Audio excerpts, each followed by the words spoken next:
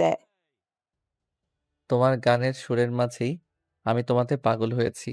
আজ আবারও তোমার গানের সুরের মাঝে তোমাতে পাগল হতে চাই। দিবে কি সেই সুযোগ? তানভি মুচকি হেসে গিটারটা নেয়। নীর তখন তানভিকে নিজের কোলে বসিয়ে ওর কোমর জড়িয়ে ধরে। তানভিও কিছু না বলে গিটারের সুর ধরে।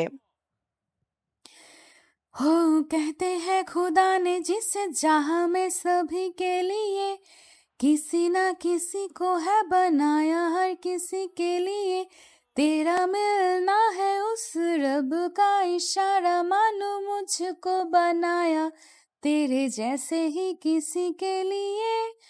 कहते हैं खुदा ने इस जहां में सभी के लिए किसी ना किसी को है बनाया, हर किसी के लिए तेरा मिलना है उस रब का इशारा, मानो मुझको बनाया तेरे जैसे ही किसी के लिए। कुछ तो है तुझसे राबता, कुछ तो है तुझसे राबता, कैसे हम जाने हमें क्या पता। তানভি পাশেই গিটার রাখতেই নীর ওকে কোলে নিয়ে রিসোর্টের দিকে হাঁটা শুরু করে দেয়। নীর একটা রুমের সামনে এসে হালকা ধাক্কা দিতেই দরজাটা খুলে যায়। নীর গিয়ে তানভিকে বেডে শুয়ে দেয়, তারপর গিয়ে দরজা অফ করে আসে। তানভি চারদিকে তাকিয়ে দেখে অনেক বড় একটা রুম, চারদিকে ক্যান্ডেল আর গোলাপের পাপড়ি। নীর কাছে এসেই তানভীর ঠোঁট দুটো আঁকড়ে আয়ত্তে নিয়ে নেয় আর এক হাত দিয়ে ওকে জড়িয়ে ধরে। নীর তানভীর ঠোঁট ছেড়ে গলায় ঘাড়ে চুমু দিতে থাকে। একটু পর মাথা নিচু করে তানভী কানের সামনে এসে বলে, মে আই? তানভী কিছু না বলে নীরকে জড়িয়ে ধরে। নীর তার উত্তর বুঝতে পেরে তানভীর উপর উঠে বসে, নিজের ভর ছেড়ে দেয় আর নিজের হাত তানভীর মাথার পেছনে নিয়ে ওর ঠোঁটগুলো নিজের ঠোঁটের মাঝে নিয়ে নেয়। সেদিনের পর থেকে তানভী আর নীরের মধ্যে স্বামী স্ত্রীর সম্পর্ক তৈরি হয়। দুইজন এখন দুজনকে পাগলের মতো ভালোবাসে। তাদের ভালোবাসার মধ্য দিয়ে তাদের দিন যাচ্ছিল। এর মধ্যে তানভীরের পরীক্ষা সামনে আসে। সে পরীক্ষা নিয়ে ব্যস্ত হয়ে পড়ে। পরীক্ষা শেষে তানভীর সিদ্ধান্ত নেয় সে পরীক্ষা শেষে তানভী সিদ্ধান্ত নেয় যে সে নীরকে তার বাবার সাথে দেখা করাবে। নীরকে দেখিয়ে বলবে, এই হচ্ছে আমার ভালোবাসার মানুষ। নীরকে সে আগেই এসবের কথা বলে রেখেছে। আগামী সপ্তাহে তারা খুলনা যাবে, কিন্তু কে জানতো এর আগেই এক তুমুল ঝড় এসে সব লন্ডভন্ড করে দিয়ে যাবে, যা নাকি দুজনের জীবনেই একেবারে তাবা করে দিবে। সেই দিন নীর ব্রেকফাস্ট করে অফিসে চলে যায় আর তানভী রুমে গিয়ে টিভি দেখতে থাকে। তখন হঠাৎ কলিং বেল বেজে ওঠে। তানভী অবাক হয়, এই সময় আবার কে আসলো। তানভী গিয়ে দরজা খুলে দেখে কেউ নেই। তানভী চারদিকে ভালো মতো তাকিয়ে দেখে না, কেউ নেই। তাহলে কলিং বেল কে বাজালো? তানভী ঘুরে আসতে নিবে, তখন তার চোখ নিচের দিকে যায়। সেখানে একটা বক্স পড়ে আছে আর তার উপর তানভীর নাম লেখা। তানভী সেটা হাতে নিয়ে দরজা লাগিয়ে বক্সটা নিয়ে রুমে আসে। তারপর ঘুরিয়ে ঘুরিয়ে তা দেখতে থাকে। তানভী বক্সটা খুলে ভিতরে যা দেখে তাতে আঁতকে ওঠে। ভেতরে কিছু ছবি আছে আর সাথে একটি হ্যান্ডি ক্যামেরা। ছবি উল্টো হাতে নিয়ে দেখে তার মায়ের নিথর দেহের ছবি আর তার সামনে নীর বসে আছে, তার হাতে ছুরি, যেন তাকে এই খুন করে ছুরি বের করা হয়েছে। আরেক ছবিতে নীর পেটে ছুরি মেরে ধরে রেখেছে এমন ছবি। আরো কিছু ছবি। এগুলো দেখে তানভীরের শরীর থরথর করে কাঁপতে থাকে। সে কাঁপা কাঁপা হাতে এবার হ্যান্ডি ক্যামেরাটা চালু করে। তাতে দেখতে পায় সামনের চেয়ারে নীরের মতোই একজন পিছে ঘুরে দাঁড়িয়ে আছে আর তার সামনে এক লোক বলছে, একজন ল্যান্ডলর্ড আছে, তাকে পুরাতন পল্টনের যে রহিম আমিজ আছে তাকে খুন করতে হবে। কোনো ব্যাপারই না, খুন করা তো আমার বাঁ হাতের কাজ। কিন্তু এর বিনিময়ে আমি কি চাই তা তো আপনি জানেনই। হ্যাঁ, তোমার টাকা তুমি পেয়ে যাবে, কেননা তুমি জানি ডেভিড, কেননা আমি জানি তোমার লাইফে টাকা ছাড়া কিছুই জরুরি না। হ্যাঁ, টাকাই আমার সব। টাকার জন্য আমি সব করতে পারি, সব। আমার কিছু কাজ তোমায় করতে হবে। কাকে খুন করতে হবে শুনি? এই বলে হু হু করে হাসতে থাকে। এইসব দেখার পর তানভীরের পুরো শরীর থরথর করে কাঁপতে থাকে। সে বিশ্বাস করতে পারছে না নীর তার মায়ের খুনি, আর সে টাকার জন্য খুন করে। তানভীরের রাগে জিদে নিজের চুল নিজে ছিঁড়তে ইচ্ছে করছে। সে কিভাবে তার মায়ের খুনিকে ভালোবাসতে পারলো? কিভাবে তানভীরের মন চাচ্ছে সে এখনই সব শেষ করে দিক। তখন তার ফোনে একটি কল আসে। ফোন উঠিয়ে সে অবাক হয়ে যায়। সে ধীরে ফোনটা তুলে ফোনের কিছুক্ষণ কথা বের ফোনের কিছুক্ষণ কথা বলে বের হয়ে যায়। তানভী এখন একটি রেস্টুরেন্টে বসে আছে। তার সামনে বসে আছে আফজাল হোসেন। ইনি হচ্ছে তানভীরের আপন মামা, কিন্তু তার মামার সাথে তাদের ভালো সম্পর্ক নেই। কিন্তু কেন তা তানভী জানে না।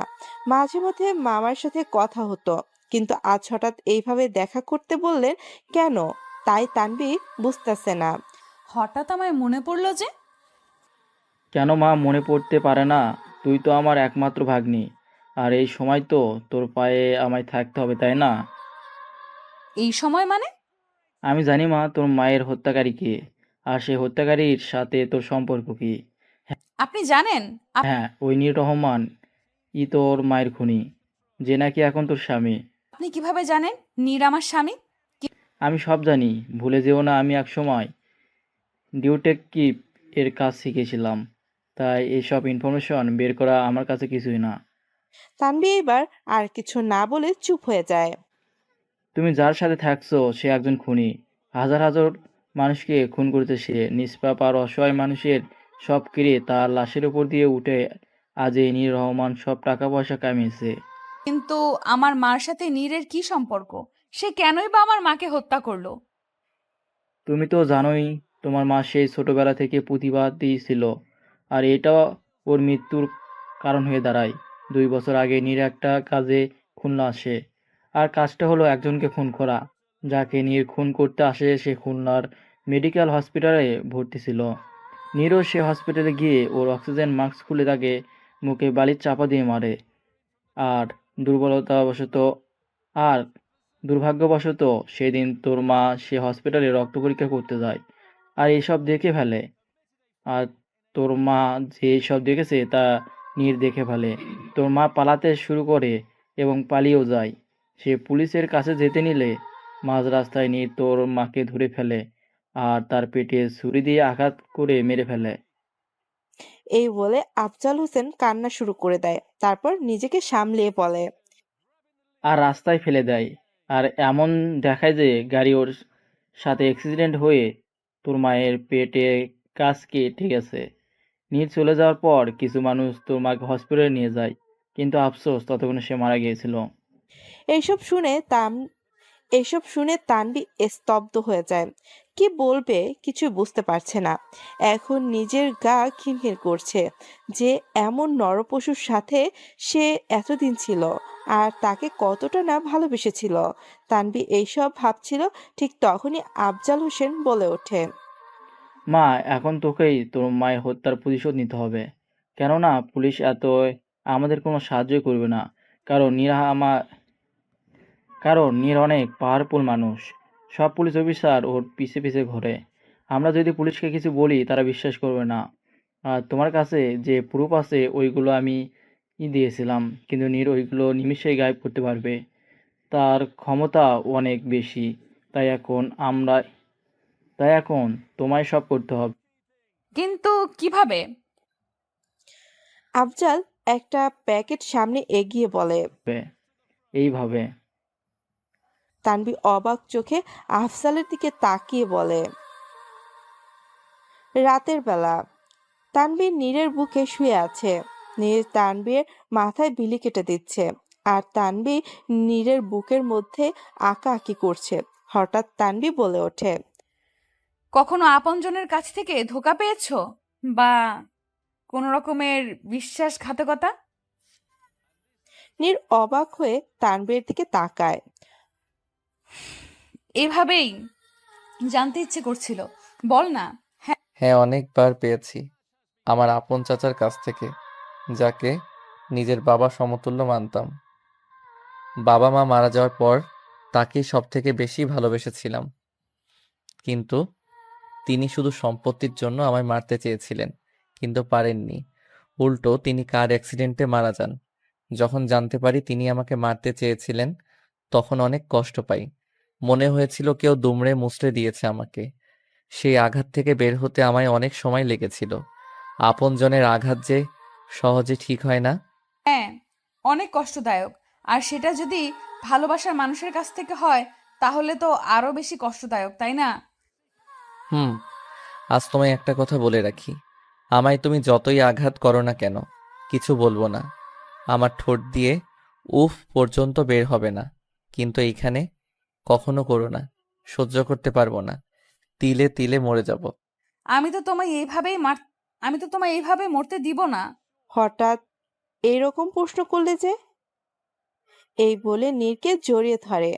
নীর ও তানভীরকে আয়েশে জড়িয়ে ধরে। কিছুক্ষণ পর আজ নীর আর তানভী যাচ্ছে তানভীর বাসায়, তানভী এর বাবার সাথে দেখা করতে। নীর আজ তার মায়াবতীর হাত চাইতে যাবে চিরদিন। নীর আজ তার মায়াবতীর হাত চাইতে যাবে চিরতরের জন্য। সকলের সামনে নিজের বউ বানিয়ে আনবে। গাড়ি চলছে আপন গতিতে। ঠিক দুই রাস্তার মোড়ে এসে তানভী বায়ে যেতে বলে, কিন্তু তাদের যাওয়ার কথা টানে। নীর কিছু জিজ্ঞেস করলে বলে "এস- নীর কিছু জিজ্ঞেস করলে বলে শর্টকাট। নীর কিছু না বলে সেদিকেই গাড়ি ঘোরায়। ঠিক কিছু দূর যাওয়ার পর তানভী গাড়ি থামাতে বলে। নীরও থামায়। তানভী আর নীর গাড়ি থেকে নেমে পড়ে। নীর জিজ্ঞাসু দৃষ্টিতে তানভীর দিকে তাকাতেই আঁতকে ওঠে। তানভীর হাতে গান, আর তা নীরের দিকে তাক করে রাখা আছে। এসব কি হচ্ছে তানভি? এটা কোন ধরনের ফাইজলামো? কোনো ফাজলামো না। তুমি যা করেছো তার শাস্তি দিতে আজ তোমায় এইখানে আনা হয়েছে। কিসের শাস্তি? কি করেছি আমি? নিষ্পাপ মানুষের হত্যাকারী তুমি। খুনি তুমি, খুনি। নর পশু একজন। তোমার বেঁচে থাকার কোনো অধিকার নেই। আমি কোনো খুনি না, আর না কারো খুন করেছি। ও প্লিজ, বন্ধ করো তোমার মিথ্যা কথা। সহ্য হয় না আমার এসব। তোমার এই মিথ্যা ভালোবাসা, এই ভালো হওয়ার অভিনয়, উফ! অতিষ্ঠ হয়ে গেছি আমি। আমি শুধু তোমায় ঘৃণা করি, ঘৃণা। আমার ভালোবাসা তোমার কাছে মিথ্যা অভিনয়? তা বাদে আর কি? তাহলে তোমার ভালোবাসাও কি অভিনয় মিথ্যা? হ্যাঁ, মিথ্যে। অল্প বয়সে থেকে কিছু মিথ্যা আবেগ জড়িয়ে গিয়েছিলাম, আর কিছুই না। আমি আর যাই হোক কোনো খুনিকে ভালোবাসতে পারি না। নীরের ভিতর থেকে এক দীর্ঘশ্বাস বেরিয়ে আসে। এখন তুমি কি চাও? তোমার মৃত্যু। তাহলে তাই হোক। ভালোবাসার হাতে মরছি। আমার মতো সৌভাগ্য কতজনেরই হয় বলো? কিন্তু মরার আগে একটা কথাই বলবো, আমাকে এইভাবে মেরো যাতে আমার বাঁচার বিন্দুমাত্র চান্স না থাকে। তা না হলে আল্লাহর কাছে দোয়া কইরো যে আমি যাতে ফিরে না আসি। তা না হলে আমি কি করব আমি নিজেও জানি না। তানভী একটা মুচকি হেসে নীরের বুকে বা পাশে ট্রিগার পয়েন্ট করে আর চালিয়ে দেয় গুলি। গুলিটি গিয়ে খোপ করে নীরের বুকে ঢুকে বের হয়ে যায়। নীর বুকে গিয়ে গল গল করে রক্তের বন্যায় ভেসে যেতে থাকে। আস্তে আস্তে মাটিতে লুটিয়ে পড়ে নীরের দেহ। নীর এবার একটা মুচকি হাসি দিয়ে তানভীকে বলে, যেখানে আঘাত করতে মানা করেছিলাম সেখানেই আঘাতটা করলে। আজ আমায় চিরতরের জন্য শেষ করে দিলে আমার মনের সকল অনুভূতি, ভালোবাসা। আশা করি এখন তুমি খুশি। নীরের গলা ধরে আসছে, কথা বলতে পারছে না আর সে কাতরাচ্ছে। তা দেখেও তার বিয়ের মধ্যে কোনো প্রতিক্রিয়া নেই। নীর অনেক কষ্টে বলে, ঘৃণা করি তোমায়, শুনেছো? ঘৃণা করি। এই বলে তানভী উল্টো পথে হাঁটা শুরু করে। তার চোখ দিয়ে পড়ছে অজস্র পানি। এতক্ষণ নিজেকে সামলাতে পারলেও এখন নিজেকে ধরে রাখতে পারছে না। চোখের পানি বাদ মানছে না। নীর তানভীর চলে যাওয়া দেখছে। তারও চোখ দিয়েও এক ফোঁটা নোনা জল গড়িয়ে পড়ল।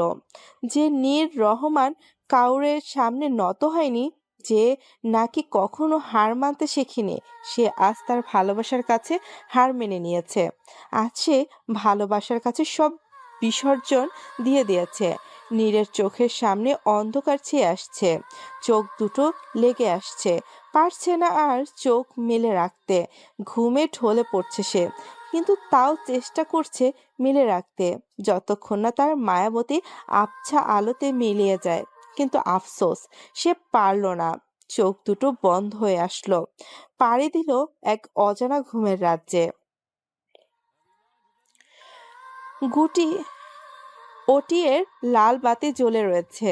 ভেতরে কি হচ্ছে কিছু জানা নেই। বাইরে নুহাস পায়চারি করছে।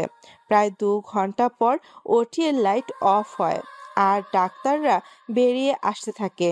তা দেখে নুহাস দৌড়ে ডাক্তারদের সামনে যায়। ডাক্তারের পেশেন্ট কি অবস্থা, ঠিক আছে তো তিনি? আপাতত তিনি সেফ, কিন্তু এখনো কিছু বলা যাচ্ছে না। ভাগ্যিস গুলিটা বেরিয়ে গিয়েছিল, তা না হলে ওইটা যদি আটকে যেত তাহলে বের করা সম্ভব হতো না, আর না তাকে বাঁচানো যেত। কিন্তু যদি 48 ঘন্টার মধ্যে তার জ্ঞান না আসে তাহলে সে ঘুমায় চলে যাবে। এই বলে ডাক্তার চলে যায়। নুহাস কিছুই বুঝতাছে না ও কি করবে। কিন্তু যত যাই হোক, এই নিউজ ফাঁস করা যাবে না। যা করতে হবে খুব সাবধানে। আপনারা এটাই তো ভাবছেন কিভাবে কি হলো, তাই তো? তাহলে আসুন কিছু সময় পিছে গিয়ে দেখে আসি কি হয়েছিল।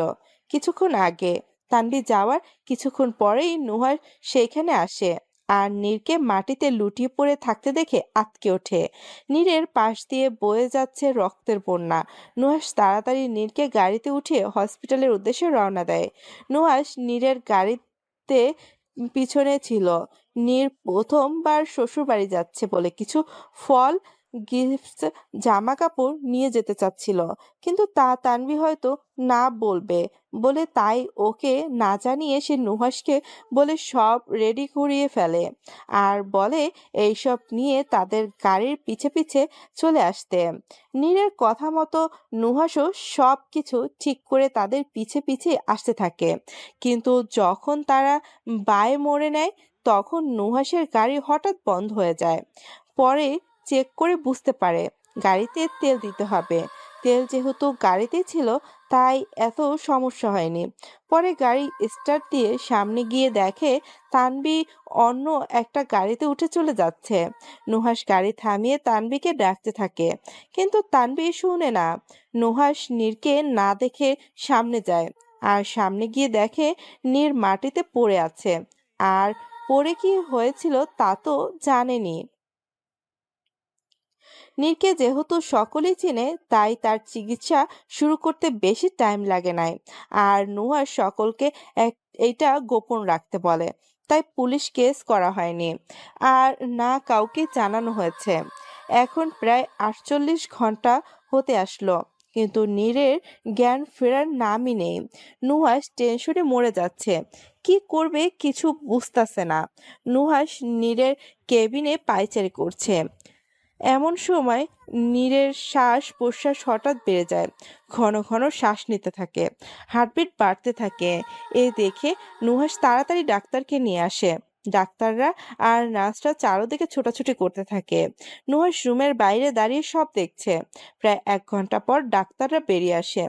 ডাক্তারের চেহারায় অন্ধকার বিরাজমান। নুহাস হাইপার হয়ে ডাক্তারকে জিজ্ঞেস করতে থাকে কি হয়েছে। তখন ডাক্তার তাকে জানায়, সরি টু সে, বাট তিনি ঘুমায় চলে গিয়েছে। তার জ্ঞান কবে ফিরবে তা আমাদের জানা নেই। আমাদের আশা ছিল যে তাকে যে পাওয়ারের ওষুধ দিচ্ছিলাম সেটা তিনি রেসপন্স করবে, কিন্তু তিনি করেননি। আমরা তাকে দেখা যতটুকু বুঝতে পেরেছি, পেশেন্টের নিজের বাঁচার ইচ্ছা নেই। আর পেশেন্টের বাঁচার ইচ্ছা না থাকলে আমরা কোনো মেডিসিন বা কিছুই কাজ করে না। এখন কোনো চমৎকারও তাকে ঠিক করতে পারবে। কনগ্রাচুলেশন, পেশেন্ট কোমা থেকে বের হয়ে এসেছে, কিন্তু আপাতত তাকে অবজারভেশনে রাখতে হবে। কেননা এর মধ্যে যদি তিনি পিনিক করে উঠেন তাহলে হয়তো সিচুয়েশন অন্য কিছু হতে পারে। এই বলে ডাক্তার চলে যায়। আর নুহাস সেইখানে বসে পড়ে। আজ প্রায় 7 বছর ধরে নুহাস নীরের সাথে কাজ করছে। নীর একটু রাগী আর বদমেজাজি হলেও মনের অনেক ভালো। নুহাসকে সবসময় ছোট ভাইয়ের চোখে দেখেছে। কোনো সমস্যা হলে নীর সবসময় নুহাসের পাশে ছিল। এবার নুহাসের মা অপারেশনের সময় রক্তের প্রয়োজন ছিল, কিন্তু কোথাও রক্ত পাচ্ছিল না। তখন এই তার মাকে রক্ত দিয়ে প্রাণ বাঁচিয়েছিল। সেই থেকে নীরের প্রতি তার শ্রদ্ধা আরো বেড়ে যায়। তাই তো নুহাস নীরকে ছেড়ে চলে যেতে পারেনি। দিন যেতে থাকে, কিন্তু নীরের কন্ডিশন কোনো চেঞ্জ আসে না। ডাক্তাররা চিকিৎসা চালিয়ে যাচ্ছে। নুহাস এখনো আশা ছাড়েনি। সে দিন রাত নীরের পাশেই থেকেছে। আর বিশ্বাস একদিন বিশ্বাস একদিন না একদিন নীরের জ্ঞান ফিরবে। এইদিকে তানভি বাসায় এসে নিজেকে ঘরবন্দি করে ফেলে। কারোর সাথে কোনো কথা বলেনি, একদম চুপ হয়ে যায়। আগে যার দুষ্টুমিতে পুরো ঘর মাতিয়ে উঠত, আজ সে নিস্তব্ধ। তানভি চুপচাপ জানালার পাশে গিয়ে বসে, আকাশের দিকে তাকিয়ে থাকে।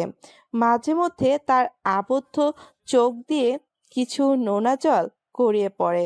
তানভি অনেকবার আত্মহত্যা করতে চেয়েছে, কিন্তু তার বাবার মুখের দিকে তাকিয়ে পারেনি। তানভি প্রায় মাঝরাতে ঘুম থেকে ধরফরিয়ে উঠত আর কান্না জুড়ে দিত। ওসমান সাহেব নিজের মেয়ের এমন পরিবর্তন কিছুতেই মানতে পারছিল না। তাই তিনি তানভীর বিয়ে ঠিক করে দেয়। আর তার বিশ্বাস মেয়েকে বিয়ে দিয়ে দিলে সব ঠিক হয়ে যাবে। তাই তিনি যথাসম্ভব বিয়ের প্রস্তুতি নেয়। তানভি এমন কেনা তানভি এমন কেন করলো জানতে চাইবেন না? কি এমন কথা হয়েছিল যা তানভিকে বাধ্য করলো নিজের ভালোবাসাকে নিজের হাতে গুলি করতে? আসেন দেখে আসি সেদিন কি হয়েছিল। সেদিন মা, এখন তোকেই তোর মায়ের হত্যার প্রতিশোধ নিতে হবে। কেননা পুলিশ এতে আমাদের কোনো সাহায্যই করবে না। কারণ নীর অনেক পাওয়ারফুল মানুষ। সব পুলিশ অফিসার ওর পিছে পিছে ঘোরে। আমরা যদি পুলিশকে কিছু বলি, তারা বিশ্বাস করবে না। আর তোমার কাছে যে প্রুফ আছে ওইগুলো আমি দিয়েছিলাম, কিন্তু নীর ওইগুলো নিমিষে গায়েব করতে পারে। তার ক্ষমতা অনেক বেশি। তাই এখন তোমায় সব করতে হবে। কিন্তু কিভাবে এটা? আফজাল একটা প্যাকেট সামনে এগিয়ে বলে। এইভাবে। তানভি অবাক চোখে আফজালের দিকে তাকিয়ে আছে, কেননা প্যাকেটে একটা ফুল লোডেড গান ছিল। তোকে নিজ হাতে নীরকে শেষ করতে হবে। কোনো দিনও সম্ভব না। খুনি বলে আমিও খুনি হতে পারবো না। এটা খুন না, এটা তোর মায়ের প্রতিশোধ। মনে কর একবার তোর মা মরার সময় কতই না যন্ত্রণায় ভুগেছিল, কতই না কাতরিয়েছিল বাঁচার জন্য। কিছু এই নীর তাকে বাঁচতে দেয়নি। প্লিজ চুপ করুন, আমি এসব শুনতে পারছি না। আমি পারবো না এসব কিছু করতে। তোকে পড়তে হবে, ভুলে যাস না। তোকে পারতে হবে, ভুলে যাস না। আজ এই নীর এর জন্য তুই মা হারা। তোর উপর থেকে মা নামক ছাদটি কেড়ে নিয়েছে। মা নামক শব্দটি সে মুছে দিয়েছে। তোর কাছ থেকে তোর মাকে কেড়ে নিয়েছে, যার জন্য তুই তোর মায়ের কোলে মাথা রেখে ঘুমাতে পারিস না। মায়ের গলা জড়িয়ে গল্প করতে পারিস না। মা বলে কাউকে ডাকতে পারিস না। মায়ের আদর খেতে পারিস না। মার কাছে কোনো কিছু আবদার করতে পারিস না। মনে কর সেই মুহূর্তটা যখন তোর মাকে ওই নরপশু যন্ত্রণা দিয়ে মেরেছিল, তোর মা কতটা না কষ্ট পেয়েছিল। এমন হাজার হাজার মানুষের কাছ থেকে নীর প্রতিনিয়ত তাদের বাবা মাকে কেড়ে নিয়ে তাদের অনাথ করেছে। এর বদলে তারা কিছুই করতে পারছে না। তারা কোথাও বিচার পাচ্ছে না। এখন একমাত্র তুই এই তাদের ন্যায় দেখাতে পারিস। এখন একমাত্র তুই এই তাদের ন্যায় দেওয়াতে পারবি। তুই এই পারবি নিজের মায়ের মৃত্যুর প্রতিশোধ নিতে। দেখ মা, যা করতে হবে খুব দ্রুত। আর যা করতে হবে তোকেই করতে হবে। তোকেই নীরকে শেষ করতে হবে এবং সকলকে ন্যায় দেওয়াতে হবে। এই নীর নামক নরপশুকে তোকেই শেষ করতে হবে। তানভি চুপচাপ শুনছে আর নিজের চোখের পানি বিসর্জন দিচ্ছে। মামা তো ঠিকই বলেছে, আজ নীরের জন্য তার কাছে তার মা নেই। তার জন্য সে আজ মা হারা। কিন্তু তানভি কি করবে কিছু বুঝতেছে না।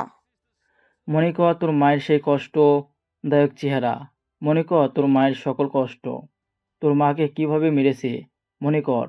নীরকে মারা না অবধি তোর মা শান্তি পাবে না রে মা। তাই তোকে নীরকে মারতেই হবে। ওর কাছ থেকে নিজের মায়ের প্রতিশোধ নিতেই হবে। সেই সব নিষ্পাপ মানুষের প্রতিশোধ নিতে হবে যাদের নিয়ে নির্মমভাবে হত্যা করেছে। বল মা, তুই নিবি এর প্রতিশোধ, বল। হ্যাঁ, নিব আমি প্রতিশোধ। শেষ করে দিব ওকে। যার জন্য আজ আমার মা আমার পাশে নেই, তাকে শেষ করে দিব, শেষ করে দিব। এই শুনে আফজালের মুখে এক চিলতি বৈশাসিক হাসি ফুটে ওঠে। তারপর আবার মন খারাপ করে বলে, তাহলে মা শোন, তোকে কিভাবে কি করতে হবে। বাকি তো জানেনই। কথায় আছে, আহত মন আর ভেঙে যাওয়া মন দুটোই খুব ভয়ঙ্কর। এই সময় কে কি করে বসে তার কোনো ঠিক ঠিকানা নেই। কেননা এই দুই অবস্থায় মানুষ নিজের জ্ঞানবোধ শক্তি সব হারিয়ে ফেলে। সে বুঝে উঠতে পারে না কোনটা ঠিক আর কোনটা বেঠিক। কেননা সে তখন পুরোপুরি ভেঙে পড়ে গিয়েছে। তার মধ্যে ন্যূনতম শক্তি অবশিষ্ট থাকে ভাল তার মধ্যে ন্যূনতম শক্তি অবশিষ্ট থাকে ভালো খারাপ চিন্তা করার। এ সময় যদি যে কোনো ব্যক্তি তাকে যা বুঝাবে সে তাই বুঝবে। যদি ব্যক্তিটি চালাকি করে সেই কষ্টের জায়গায় যদি ব্যক্তিটি চালাকি করে সেই কষ্টের জায়গায় গুলো তাকে মনে করিয়ে দেয় আর তাকে এইসব বিষয় নিয়ে ভাবতে বাধ্য করে। তখন তার কথাগুলো তার ব্রেন এমনভাবে গেঁথে যায় যে না চাওয়ার সত্ত্বেও সেই কথাগুলোই ঠিক মনে হয়। নিজের কাণ্ডজ্ঞান সব নষ্ট হয়ে যায়। সে আর নিজের মধ্যে থাকে না। তখন তাকে যা বলে সে তাই করে। আর তানবীরের বেলায়ও ঠিক তাই হয়েছে। নিজের মাকে সে খুব বেশি ভালোবাসতো। যখন তিনি মারা যায় তখন তানভীর অনেক ভেঙে পড়ে। আর তখন ওসমান সাহেব অনেক কষ্টে মেয়েকে সামলান। কিন্তু আজ বাবা উম, মেয়ের উম, কিন্তু আজ বাবা সরি বাবা না আবার কিন্তু আজ আবার মায়ের মৃত্যুর সত্য এইভাবে সামনে আসাতে ভেঙে পড়ে সে। আর যাকে ভালোবাসে তার কাছ থেকে এমন ধোঁকা সে সহ করতে পারেনি। এইভাবে তানভি ভেঙে পড়েছিল। আর তাকে পুরোপুরিভাবে ভেঙে দিল আফজাল। আর তাই তানভীরের কাছে এখন আফজালের কথা গুলোই ঠিক মনে হচ্ছিল। আর এই আফজাল কথার জালে ফেঁসে তানভি যে কত বড় ভুল করে বসেছে তা কারোরই অজানা। এক না করা ভুলের শাস্তি ভুগছে দুজনেই পুড়ছে ভালোবাসার দহনে। একজন প্রাণ নিয়ে তো আরেকজন প্রাণ দিয়ে। দেখতে দেখতে প্রায় 2 মাস 25 দিন কেটে যায়। নীর এখনো কোমায়। নীরের জন্য যেন পুরো পৃথিবী থমকে গেছে। ওর জন্য যেন সময়ের কাঁটা লড়ছেই না। সময়টা যেন এক জায়গায় স্থির হয়ে আছে। নুহাস প্রতিটি মিনিট নীরের সাথে থাকছে আর তার ট্রিটমেন্ট করাচ্ছে। এদিকে তানভি আগের থেকে কিছুটা স্বাভাবিক হলেও মনটা নীরের কাছে পড়ে আছে। নীরের স্মৃতিগুলো প্রতিনিয়ত ওকে তাড়া করে বেড়াচ্ছে। রাতের বেশিরভাগই সে নির্ঘুম কাটিয়ে দেয়। কেননা তার যে নীর নামক এক বদ অভ্যাস হয়ে গিয়েছে। তার বুকে মাথা না রেখে ঘুমালে তার ঘুম আসে হয় না। এইভাবে চলছে দিনগুলো। সেদিন নুহাস ফোনে কারো সাথে জানি কথা বলছিল। ফোনে থাকা ব্যক্তিটি তাকে ইনফরমেশন দেয় যে আগামী বুধবার তানভীরের বিয়ে। এই শুনে নুহাস ভড়কে ওঠে। নুহাস ফোন রেখে নীরের পাশে যায় আর বলে, আর কত এইভাবে পড়ে থাকবেন শুনি? আপনি এইখানে জীবন আর মৃত্যুর মধ্যে ঝুলে আছেন, আর সেখানে আপনার ভালোবাসা অন্য কাউরে হতে চলেছে। শুনছেন আপনার তানভীর অন্য আরেকজনের বউ হতে চলেছে। ওইটা শোনার পরও কি এইভাবে ঘুমিয়ে থাকবেন? নিজের ভালোবাসাকে এইভাবে যেতে দিবেন? আচ্ছা, তাকে ভালো নাই বাসলেন, কিন্তু জানতে চাইবেন সে এমন কেন করলো? আপনি হয়তো আজ নিজের ঘুম বিসর্জন দিয়ে আমাদের কাছে ফিরে আসবেন, অথবা চিরতরে এই দুনিয়া থেকে বিদায় নিবেন। এখন সবকিছু আপনার উপর। নুহাশ এতক্ষণ নীরকে এইসব কথা ইচ্ছে করে বলেছে যাতে নীর রেসপন্স করে, যা কিছুটা হলেও রি- যা কিছুটা হলেও রিকভার হয়। কিন্তু না, নুহাশ যখন দেখলো নীর কোনো রিয়াক্টই করছে না, সে হাল ছেড়ে দিয়ে নীরের পাশে বসে পড়ে আর এক ধ্যানে নীরের দিকে তাকিয়ে আছে। হঠাৎ খেয়াল করলো নীরের চোখের পাতা হালকা নড়ছে। নুহাশ নিজের সামনে নুহাশ নিজের মনের ভুল মনে করে তোয়াক্কা করে না, কিন্তু না, আবার নীরের চোখের পাতা নড়ছে। এবার নুহাশ তাড়াতাড়ি গিয়ে ডাক্তারকে নিয়ে আসে। ডাক্তার চেক করতে থাকে, সকল কিছু চেক করে বলে নীরকে পুরো একদিন অবজারভেশনে রাখার পর এখন নীর কিছুটা সুস্থ, যার জন্য ওকে কেবিনে দেওয়া হয়েছে। নুহাশ নীরের সামনে দাঁড়িয়ে আছে। নীর নুহাশকে দেখে বলে, তুই জানো তো তোমায় কি করতে হবে? Yes sir. গুড। তাহলে যাও, সব রেডি করো। আমার জানকে আমার পিঞ্জিরাতে আবার বন্দি করতে হবে তো। তুমি যা করেছো তার মাসুল তো তোমায় দিতেই হবে, by hook or by crook. তোমাকে তো আমার হতেই হবে। তানবীরের বিয়ের দিন নীর রেডি হচ্ছে তানবীরের বিয়েতে যাওয়ার জন্য। বিয়ে খেতে নয়, তানবীকে তুলে আনতে। নীর তার বডিগার্ড আর নুহাশকে নিয়ে বেরিয়ে যায় কনভেনশন সেন্টারের উদ্দেশ্যে। স্টেজে বসে আছে তানভীর, বরপক্ষ এসে পড়েছে। চারদিকে হই হুল্লা। ঠিক এমন সময় গুলির আওয়াজে সব নিস্তব্ধ হয়ে যায়। সকলের মধ্যে এক আতঙ্ক সৃষ্টি হয়। সকলের ঠ্যাং গেটের দিকে। নীর পকেটে হাত দিয়ে দাঁড়িয়ে আছে। নীর পরে সে ধীর পায়ে তানভীর এর কাছে স্টেজে চলে আসে। তানভীর তো নীরকে দেখে ফ্রিজড। নীর হুট করে তানভীরকে টান দিয়ে নিজের কাছে নিয়ে এসে ওর ঠোঁট দুটো আঁকড়ে ধরে। এরপর তো সবাই জানেনি কি হয়েছিল। বর্তমানে সূর্যের আলোয় তানবীরের উপর পড়তেই তানবীরের ঘুম ভেঙে যায়। ফ্লোরেই ঘুমিয়ে গিয়েছিল তানবীর। তানবীর সেই আগের স্মৃতি মনে করতে করতে কখন যে ঘুমিয়ে পড়ে তা সে বুঝতেই পারেনি। ঘুম থেকে উঠে সে ফ্রেশ হয়ে নিচে চলে আসে। চোখ দুটো ফুলে আছে, গাল দুটো একদম ফুলে লাল হয়ে আছে। তানবীরের এক সমস্যা, কান্না করলে লাল দুটো ফুলে তানভীরের এই এক সমস্যা, কান্না করতে গাল দুটো ফুলে যায় আর লাল হয়ে যায়। তানভীর নিচে গিয়ে দেখে নীর সোফায় হেলান দিয়ে শুয়ে আছে। বুঝতে পারছে নীরের মাথা ধরেছে। নীরের মাথা ধরলেই নীর এইভাবেই সে সোফায় চোখ বন্ধ করে শুয়ে থাকে। তানভীর তা দেখে নীরের জন্য কফি করে নিয়ে আসে আর তার সামনে রাখে। কিছু আওয়াজে নীর চোখ খুলে সামনে তাকিয়ে দেখে তানভীর। নীর ভুরু কুঁচকিয়ে তানভীর দিকে তাকাতেই তানভীর কফিটা নিয়ে নীরের হাতে ধরিয়ে দেয় আর চলে যেতে নেয়। তখন নীর বলে ওঠে, এতই যখন কেয়ার করো, আমার না বলা কথাগুলো বোঝো। আমাকে দেখেই বুঝে যাও আমার কি সমস্যা। তাহলে এইটা কেন বুঝো না তোমায় কত ভালোবাসি? তোমার করা আঘাতের পরও যে তোমায় ঘৃণা করতে পারছি না। আচ্ছা, তুমি কিভাবে পারলে আমায় ঘৃণা করতে, আমায় আঘাত করতে বলো? জানি না। আচ্ছা, এটা উত্তর না হয় নাই দিলে, অন্তত এটা তো বলে যাও যে কেন করলে এমন, কি দোষ ছিল আমার, কেন করলে এমন আমার সাথে? তোমার দোষ, তুমি খুনি। কাকে খুন করেছি আমি শুনি? আমার মাকে এতিম করেছো। আমার মাকে এতিম করেছো তুমি আমায়। নিজের অপরাধ ঢাকতে খুন করেছো তুমি আমার মাকে। শত শত নিষ্পাপ মানুষকে খুন করেছো তুমি শুধু নিজের স্বার্থের জন্য। কত শত মানুষের কাছ থেকে তুমি তাদের বাবা মাকে কেড়ে নিয়েছো, তার হিসাব নাই।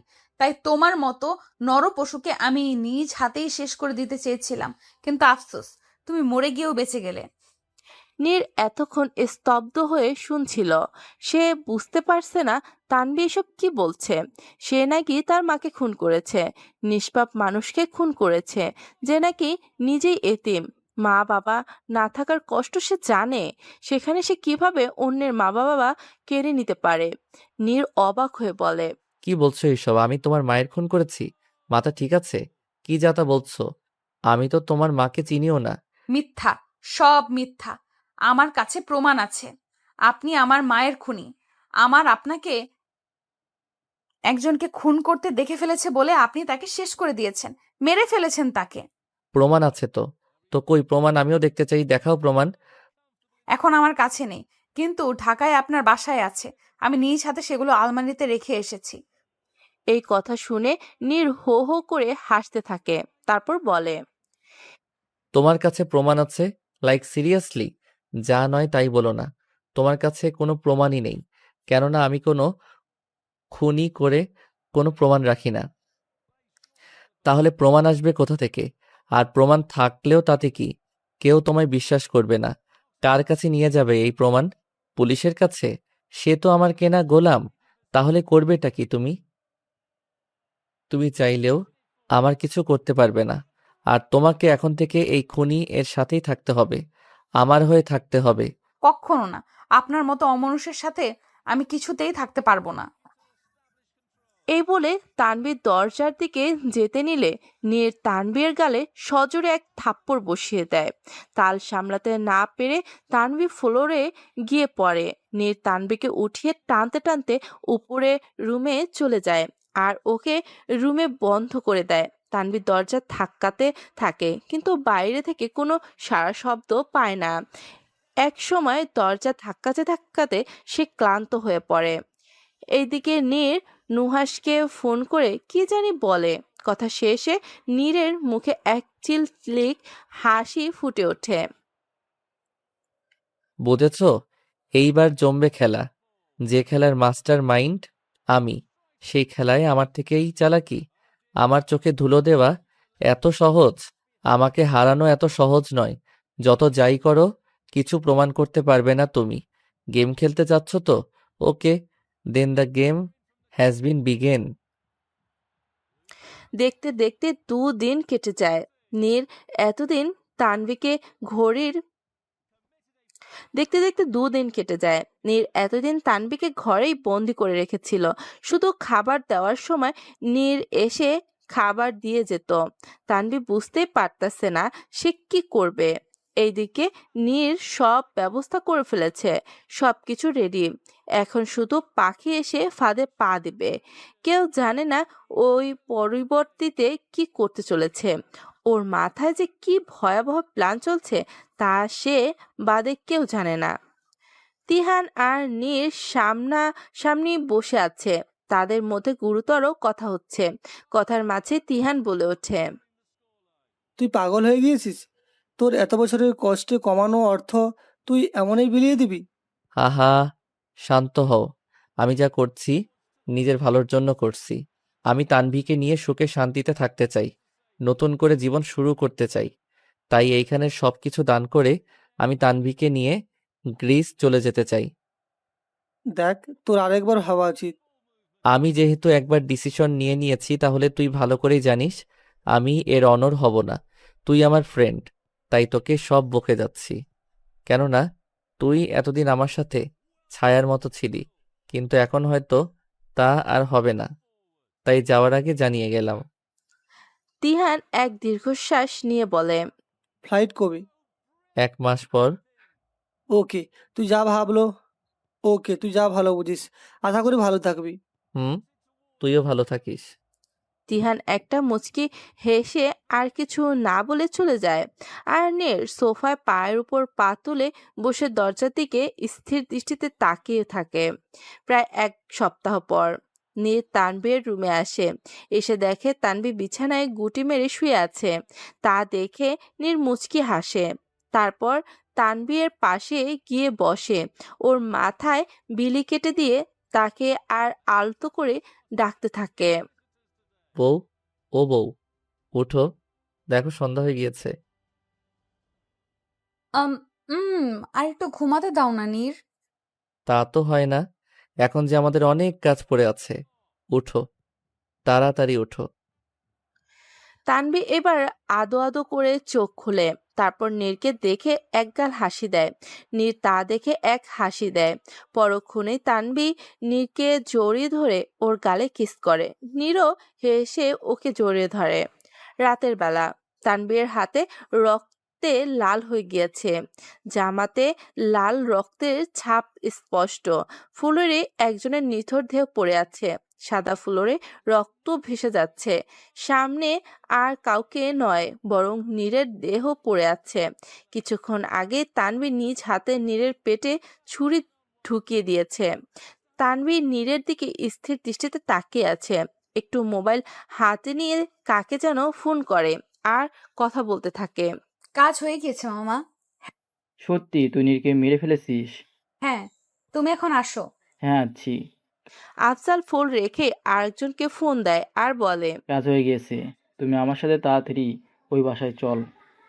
এই বলে তিনি বেরিয়ে যান।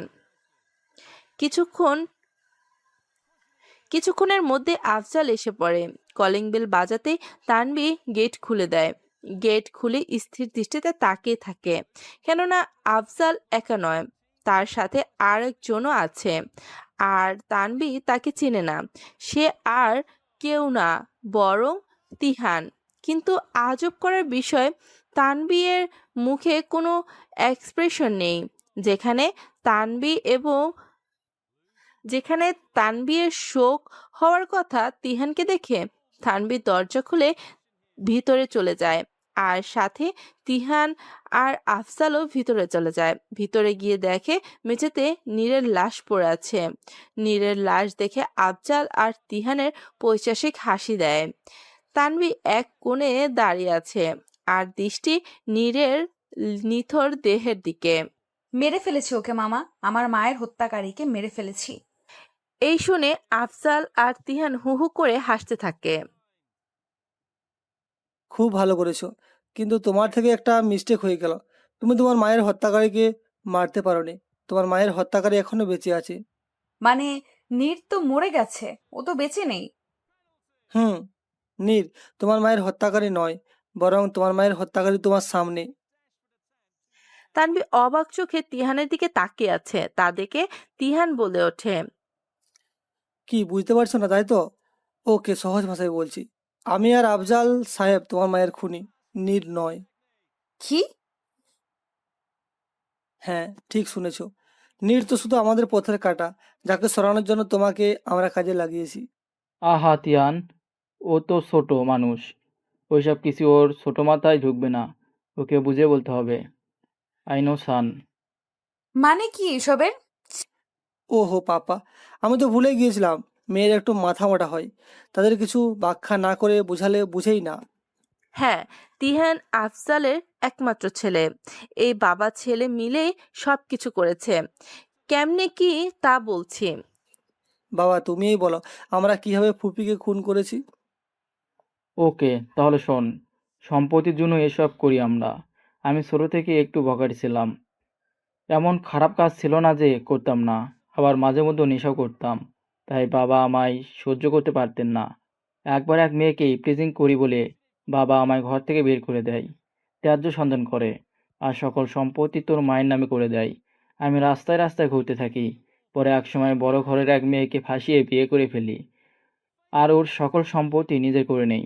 এর মধ্যে তোর মা আমার সাথে যোগাযোগ করে, আমিও করি। কিন্তু আমার ওর প্রতি ক্ষোভ জমেছিল। ওর জন্য আমি কোনো সম্পত্তি পাইনি। তাই শুধু খুঁজছিলাম কিভাবে ওর সকল সম্পত্তি নিজের করব। কিন্তু এর আগেই ও কিভাবে যেন আমার মতলব বুঝে যায়, আর আমাকে ফুটো করেও দিবে না বলে জানিয়ে দেয়। তাই রাগে জিতে ওকে আমি ওর পেটে ছুরি চালিয়ে দেই, আর মরার আগে প্রপার্টি কাগজের সাইন নিয়ে নেই। পরে ওকে রাস্তায় ফেলে দেই। চলে যেতে নেব এমন সময় ওই রাস্তায় দিয়ে নীরের গাড়ি যাচ্ছিল। আমি তাড়াতাড়ি লুকিয়ে যাই, কেননা আমি নীরকে চিনতাম। নীর রাস্তায় কাউকে পড়ে থাকতে দেখে গাড়ি থামিয়ে তার সামনে যায়। তার সামনে গিয়ে দেখে এক মহিলা কাতরাচ্ছে আর বলছে ছুরি উড়াতে। নীর তার ছুরি উঠিয়ে ফেলে দেয়। তখন আমি কি মনে করে ছবি উঠিয়ে ফেলি। তখন বুঝিনি ছবিটি এত কাজে লাগবে। নীর তোর মাকে হসপিটাল নিয়ে যায়, কিন্তু ততক্ষণে তোর মা মারা যায়। নীরের সেই দিন ফ্লাইট ছিল বলে সে তোর মাকে হসপিটাল দিয়ে চলে যায়। নীর তো তোর মাকে চিনতও না, কিন্তু তোর মায়ের হেল্প করতে গিয়েও আজ নিজেই শহীদ হয়ে গেল। এই বলে হু হু করে হাসতে থাকে তানবি। এর মাথায় যেন আকাশ ভেঙে পড়ে। ছি, সামান্য সম্পত্তির জন্য এত নিচে নামতে পারলে? হ্যাঁ, পারলাম। কিন্তু তোমরা নীরের পিছে কেন পড়েছিলে? ওর সাথে কি শত্রুতা ছিল যে ওকে আমার হাত দিয়ে খুন করালে? ওর সাথে এমন করলে কেন? ওই একই সম্পত্তির জন্য। নীর আর আমার দেখা হয়ে গ্রিসে, যখন ও এর স্টাডি করছে যখন ও ওর স্টাডি শেষ করছিল, ওর সাথে মিশে বুঝতে পারি ও কতটা রিচ। আমার আবার ছোটবেলা থেকে টাকার নেশা ছিল। শর্টকাটে কীভাবে বড়লোক হব সে রাস্তা খুঁজতাম, আর সেই রাস্তা ছিল নীর। তাই আমি ওর সাথে বন তাই আমি ওর সাথে ফ্রেন্ডশিপ করি, আর ওর সাথে সাথে থাকা স্টার্ট করি। ওর ভালো বন্ধু হওয়ার ট্রাই করি, আর হয়েও যায়। এর মধ্যে ওর বাবা মা মারা যায়, আর ও বাংলাদেশে চলে আসে। আমিও ওর সাথে চলে আসি। এইখানে নিজের বাবার বিজনেস দেখতে শুরু করে আমি ওর সাথে যোগ দিই। ওর বিশ্বাস অর্জন করি। নীরও আমাকে অনেক বিশ্বাস করতো। তাই তো ও আমাকে ওর কোম্পানির 20% শেয়ারের মালিক করে দেয়। আর এর অপব্যবহার করে আমি ওর অগোচরে ওর নাম ইউজ করে চাঁদা উঠাতাম, মানুষকে ভয় দেখিয়ে টাকা নিতাম, অনেক সময় টাকার বদলে খুনও করতাম, কিন্তু নাম দিতাম নীরের। আর নীর যেহেতু অনেক ক্ষমতা, তাই কেউ ওর বিরুদ্ধে সাহস তাই কেউ ওর বিরুদ্ধে যাওয়ার সাহস পেত না। আর নীরও এইসব জানতো না। কিন্তু আমার তো ওর প্রপার্টির দরকার ছিল, কিছুতেই সেগুলো হাতাতে পারছিলাম না। এমন সময় তুমি ওর লাইফে আসো, তখন ও তোমাকে নিয়ে ব্যস্ত হয়ে পড়ে। তোমাকে দেখেই আমি তোমাকে দেখে চিনে যাই, কিন্তু তুমি আমায় চেনোনি। কেননা তুই কেননা তুই আমায় এর আগে দেখোনি। তোমাকে দেখে আমার মাথায় বুদ্ধি খেলে তোমাকে দিয়ে আমি নীরকে আমার রাস্তা থেকে সরাবো। তাই বাবা আর আমি মিলে এই ষড়যন্ত্র করি। তোমায় নীরের নামে ভর করি, সেই ছবিগুলোও কাজে লাগাই, আর কাজেও দেয়। তুমি নীরকে ঠিকই মেরে ফেলো, কিন্তু নীরের ভাগ্য ভালো হওয়ায় সে বেঁচে যায়। নীর বেঁচে গিয়েছে শুনে খুব রাগ হয়। আবার এর মধ্যে সে সব সম্পত্তি দান করে দিতে চেয়েছিল, যে সম্পত্তির জন্য এত বছর ঘুরেছি, এত কিছু করলাম, সেই সম্পত্তি এখন হাতছাড়া হয়ে যাবে, তা সহ্য করতে পারছিলাম না। তাই তোমরা আবার আমায় ইউজ করলে, আমাকে ফোন দিয়ে নীরের নামে ভরকালে, আবার আমায় ইমোশনাল ব্ল্যাকমেল করলে, যাতে আমি আবার ওকে খুন করি, তাই তো? এই তো বুঝে গিয়েছো। এখন সব যখন বুঝেই গিয়েছো আর জেনেই গিয়েছো, তাহলে তোমার আর বেঁচে থেকে লাভ কি? তুমিও চলে যাও তোমার স্বর্গীয় স্বামীর তুমিও চলে যাও তোমার স্বর্গীয় স্বামীর নীরের কাছে। এই বলে তিহান পেছন থেকে গান বের করে তানবীরের মাথায় ঠেকায়। গুড বাই তানভি, অনেক কষ্ট করেছো, এইবার একটু আরাম নাও। এই বলে সে গুলি চালিয়ে দেয়। গুলির শব্দে পুরো বাড়ি কেঁপে ওঠে, কিন্তু গুলিটা তানবীরের লাগে না। কেননা তিহান গুলি চালানোর আগেই পেছন থেকে কেউ তিহানের হাতে গুলি করে, যার জন্য ওর হাত থেকে গানটা পড়ে যায়। তিহান পেছন ফিরিয়ে শকড। কেন তার সামনে নীর দাঁড়িয়ে আছে। নীর পকেটে হাত দিয়ে দাঁড়িয়ে আছে, আর ওর পিছনে নুহাস। নুহাসের হাতে গান, মানে গুলিটা নুহাস করেছিল। তিহান নীরকে দেখে কাঁপা কাঁপা গলায় বলে, নীর, তুই তুই কিভাবে বেঁচে আছিস? তুই না মরে গেছিস? এই কথা শোনার সাথে সাথেই নীর হু হু করে হেসে দেয়। নীরের হাসিটা কিছু এই কথা শোনার সাথে সাথে নীর হু হু করে হেসে দেয়। নীরের হাসিটা ছিল খুবই ভয়ঙ্কর, যে কেউ সে হাসি দেখলেই গায়ে কাঁটা দিয়ে উঠবে। আফজাল আর তিহান দুজন দুজনে এইবার তাকাচ্ছে। আরেকবার নীরের দিকে তা দেখে নীর বলে, তিহান, তুই কি মনে করেছিস তুই একাই গেম খেলতে পারিস? আমি পারি না? ভুলে যাস না যে গেম তুই আমার সাথে খেলছিলি, ওই গেমের মাস্টার মাইন্ড আমি। আমাকে হারানো এত সহজ না। তুমিও একটা গেম খেলেছো, আমরাও একটা গেম খেলেছি, সিম্পল। এই বলে তানবীর তিহানের পাশ কাটিয়ে নীরের কাছে চলে যায়। নীর নীরের কাছে যেতেই নীর ওকে নিজের সাথে জড়িয়ে ধরে। মানে কি এইসবের? খুব সিম্পল আঙ্কেল, এতক্ষণ যা হচ্ছে সবই ছিল আমাদের সাজানো নাটক। খুব সরি, কিছুটা ভুল বলে ফেললাম। এতক্ষণ না, শুরু থেকে এই পর্যন্ত যা যা হয়েছে সবই নাটক ছিল। আবার সেই বাঁকা হেসে বলল নীর। শুরু থেকে মানে? শুরু থেকে মানে তানভীকে যখন থেকে তোরা ম্যানিপুলেট করা শুরু করিস তখন থেকে।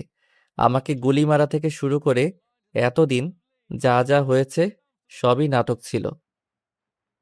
আমাকে ভুল বোঝা, আমাকে গুলি করা, আমার কোমায় যাওয়া, তানভী এর মায়ের ঘৃণা করা সব, কিন্তু এর মধ্যে শুধু বিয়েটাই আসল ছিল, তাই না জান? ইয়েস জান। মানে কি এইসবের? কিন্তু কিভাবে? তাহলে শুনুন, তানভীকে যখন আপনি আর তিহান সেই ছবি আর ভিডিও পাঠায়, তখন তানভী সেইগুলো বিশ্বাস করেনি। কেননা এই সব কিছু আগে তানভী একবার আমাকে ওর ফ্যামিলি পিক দেখাচ্ছিল। তখন ওর মায়ের ছবিও আমাকে দেখায়। আমি ওর মাকে দেখেই চিনে যাই, আর ওকে আমি পুরো ঘটনাটা খুলে বলি যে সেই দিন কি অবস্থায় আমি আন্টিকে পাই আর তাকে হসপিটালে নিয়ে যাই। সব শুনে তানভী সেই দিন অনেক কান্নাকাটি করে। আমি ওকে সান্ত্বনা দেই, কিন্তু আপনি যখন ছবিগুলি দেন তখন তানভী এর কিছুটা সন্দেহ হয় যে কেউ এটা ইচ্ছা করেই করছে, আর তখনই আপনি ফোন দেন। তানভীর কেন জানি সন্দেহ আরো গাঢ় হতে থাকে যে এর পিছনে কেউ তো আছে। তানভী আপনার সাথে কথা শেষ হওয়ার সাথে সাথে আমায় ফোন দেয়। আমি ওকে বলি আপনার সাথে দেখা করতে। আপনারা যেখানে বসে কথা বলছিলেন এর পিছেই আমি ছদ্মবেশে বসেছিলাম। আপনাকে তো আমি দেখেই চিনে গিয়েছিলাম।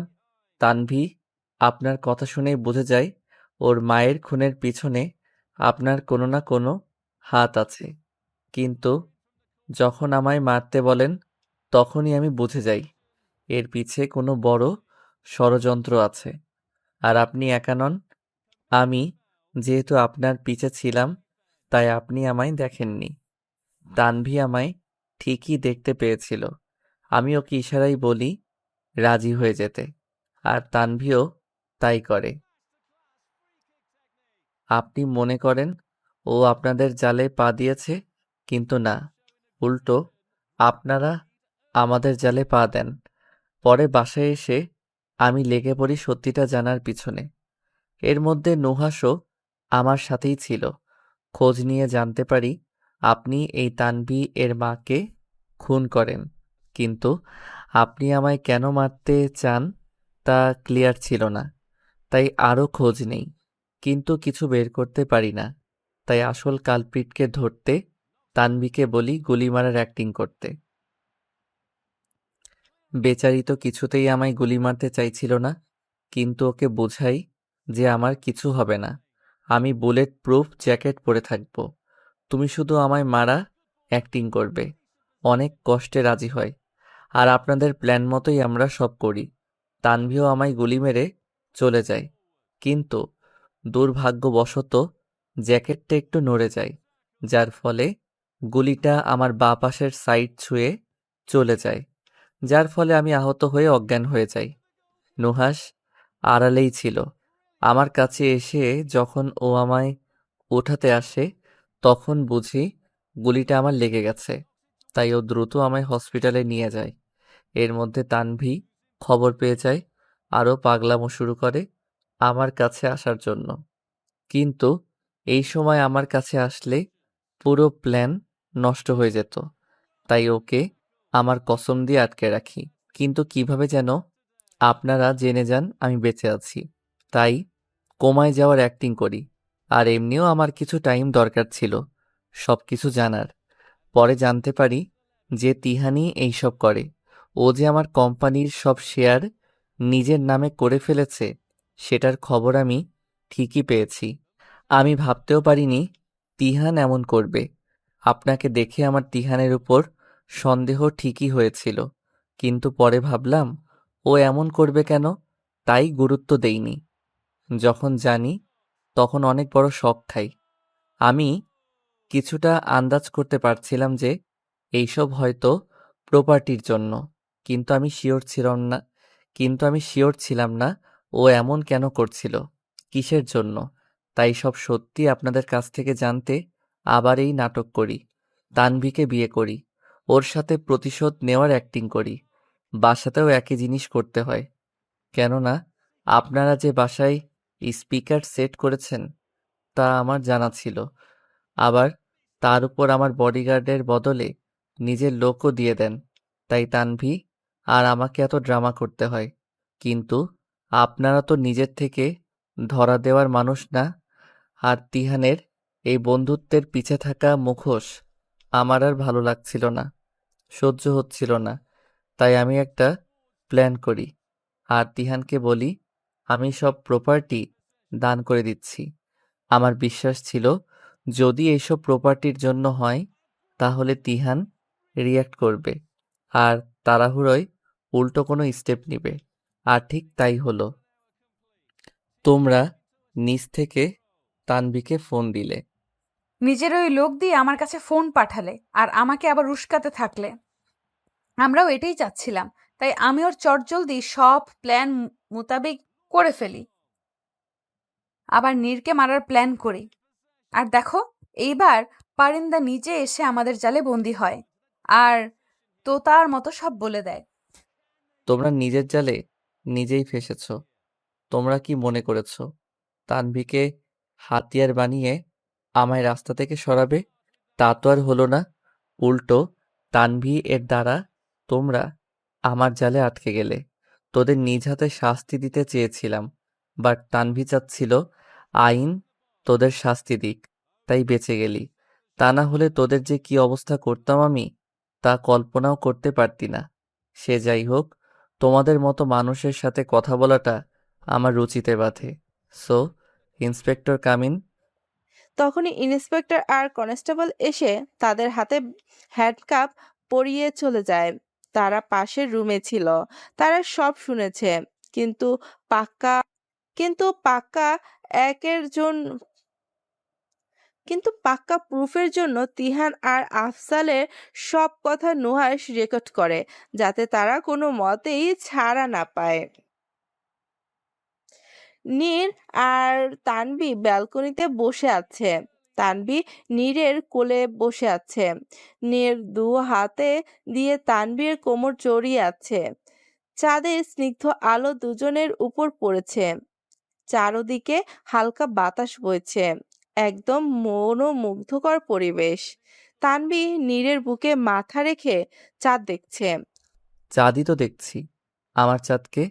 এই কথাটা বুঝতে পেরে নীরের বুকে মুখ লুকায়। নীর তা দেখে মুচকি হেসে বলে, লজ্জায় মানায় কন্যারূপে এক অপ্সরীর মুখে, যেথায় তার মুখখানি লাগে মুখ উজ্জ্বল। ফুটে উঠে এক স্মিত লজ্জাময় হাসি, আর সেই হাসিতেই মরি আমি শতবার। তানভী এবার মাথা উঠিয়ে বলে, বাহ বাহ, এখন দেখি কবিও হয়ে গেছেন।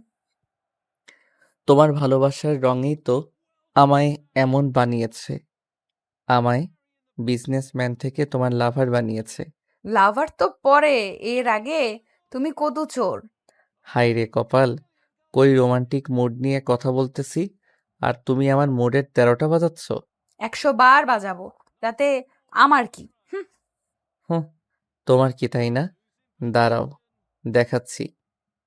এই বলে ফুট করে তানভীর ঘাড়ে কামড় বসিয়ে দেয়। তানভী ব্যথায় আহ করে ওঠে। নীর ইস্ত- নীর স্বরে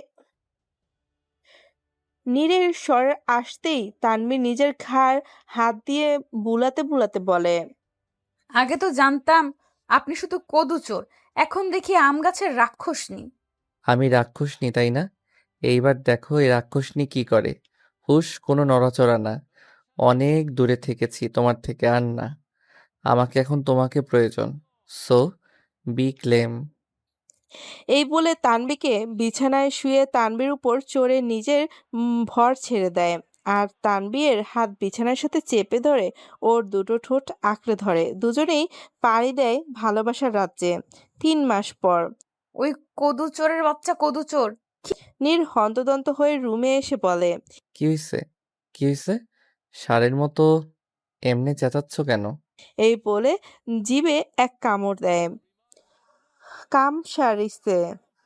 আমি ষাঁড়ের মতো চেঁচাচ্ছি? আমি? সাহস তো কম না। আমারে মিথ্যা অপবাদ দাও, থাকমু না আর তোমার লগে। আমি এখনই বাপের বাড়ি যামুগা, সরো। হুম। আরে আরে জান, রাগ করতেছো কেন? আমি কি বলছি তুমি ষাঁড়ের মতো চেঁচাচ্ছ? তুমি তো কত মিষ্টি কণ্ঠে আমায় ডাক দিলে, তাই না? তা কেন ডাক দিছিলা শুনি? পানি খাবো, পানি দাও। পানি তো তোমার সামনেই। তো পানি এনে দাও, আমি খাবো। এই জন্য ডাকলে? জানো জান জানো কত তোমার এইটাকে, কত ইম্পর্টেন্ট ভিডিও কনফারেন্স ছেড়ে আসছি, নিজেই তো পানিটা নিয়ে খেতে পারতে। কি বললা? আমারে কথা শুনাইতেছো? সাহস তো কম না। না মানে, চুপ। তুমি নিজেই তো বলছিলা এই 9 মাস তুমি আমায় প্রপার টেক কেয়ার করবা, আমার সব কাজ তুমি করবা, সব সময় আমার পাশে থাকবা। তাহলে এখন এইসব বলতেছো কেন? হ্যাঁ, ও বুঝছি, আমায় এখন ভালো লাগে না, তাই না? আগের মতো আমি এখন স্লিম না, মোটা হয়ে যাইতেছি। আগের মতো তেমন সুন্দরও না এখন। তাই তো মন উঠে গেছে আমার থেকে, তাই না? এ বলে জিভে এক কামড় দেয়। কাম সারছে। এই বলে কান্না জুড়ে দিল তানভি। কে বলছে এইসব যে তুমি মোটা হচ্ছ? তুমি তো দিন দিন কিউট হচ্ছ, একেবারে টেডি বিয়ারের মতো। আর তোমার ভিতরে আরেক টেডি বড় হচ্ছে, বুঝলা? আর কি জানি বললে, তুমি সুন্দর না এখন? হুম হুম, তুমি আগের চেয়ে আরো বেশি সুন্দর হয়ে গিয়েছো। আর তুমি সুন্দর হও আর অসুন্দর হও, তুমি আমার, বুঝলা? তোমার উপর কখনো আমার মন উঠে যাবে না, কেননা আমার মন যে তোমাতে বন্দি, সে চাইলেও সেখান থেকে মুক্ত হতে পারবে না, বুঝলে? এখন কান্না অফ করো, আমি পানি দিচ্ছি। ওয়েট।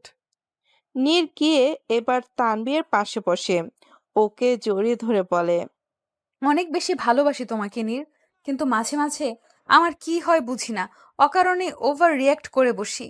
প্লিজ তাতে কষ্ট পেও না, আর আমায় ছেড়ে যেও না। আরে, এটা তেমন কিছু না, এখন এমন হবেই। এই সময় তোমার মুড সুইং হবে, এটাই স্বাভাবিক, এতে তোমার দোষ নেই। তুমি এখন এত কিছু না ভেবে ঘুমাও তো। তোমার বুকে ঘুমাতে দিবে? এইটা আবার জিজ্ঞেস করতে হয়? তারপর নীর তানভীকে বুকের সাথে জড়িয়ে ধরে শুয়ে পড়ে আর ওরও মাথায় হাত বুলিয়ে দিতে থাকে।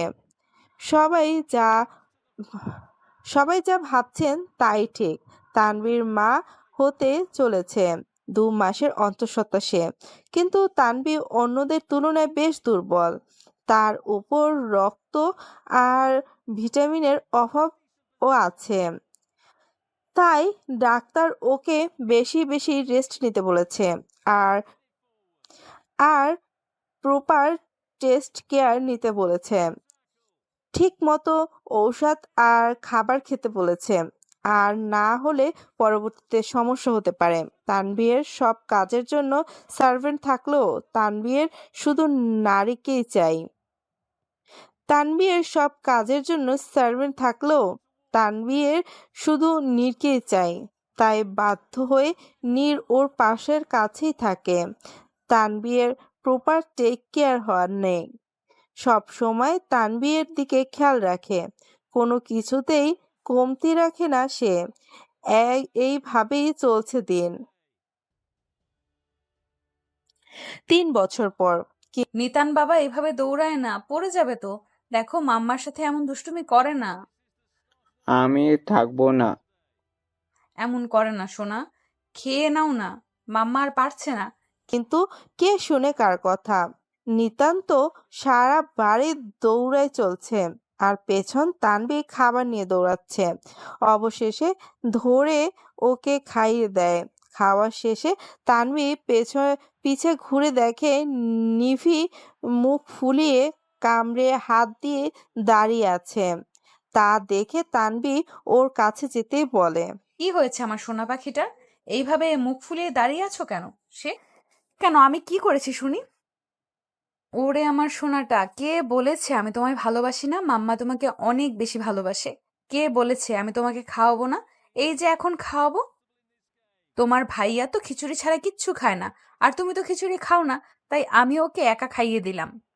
এখন চলো তোমাকে খাইয়ে দিব। তোমার জন্য আমি পায়েস রেঁধেছি। কথা বলবো না তুমি আমার সাথে। তুমি আমায় একটুও ভালোবাসো না, শুধু ভাইকে ভালোবাসো। মিথ্যা কথা।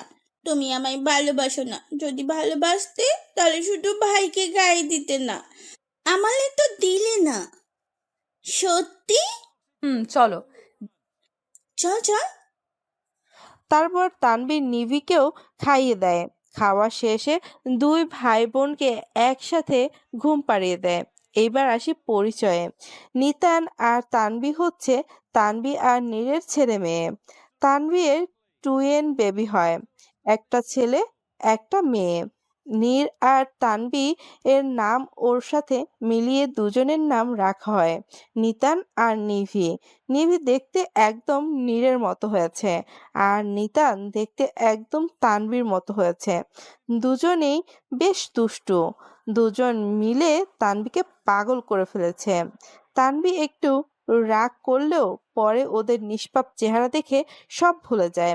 আর নিতান আর নিভি যে ওর কলিজা, অনেক বেশি ভালোবাসে দুজনকে সে। তাদের পিছু তাদের কিছু লাগলে বলতে দেরি, কিন্তু আনতে দেরি নয়।